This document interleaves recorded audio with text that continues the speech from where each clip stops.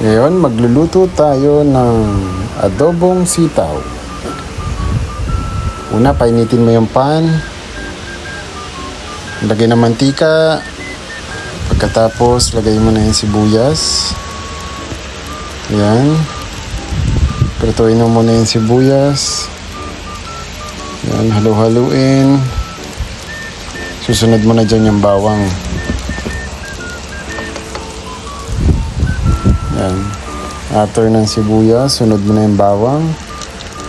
Yan. Prituin mo lang yan, sibuyas at saka bawang.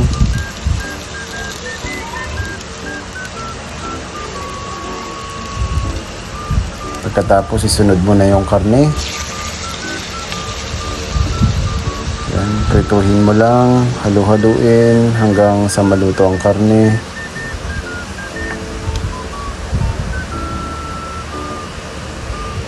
Lagyan ng paminta.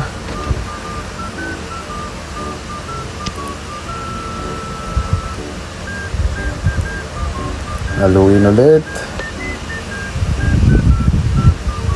Hanggang sa maluto yung karne. Tapos lagyan mo ng konting tubig yan. Tsaka toyo.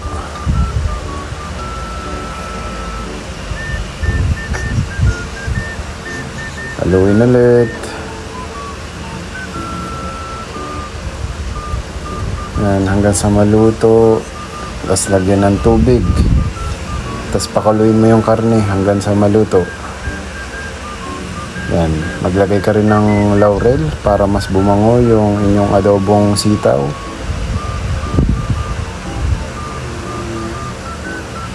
Yan, lutuin nyo lang yung karne at tapos yan, magiging ganyan ang itsura nyan. Medyo matutuyo ng konti, tapos lagay mo na yung sitaw.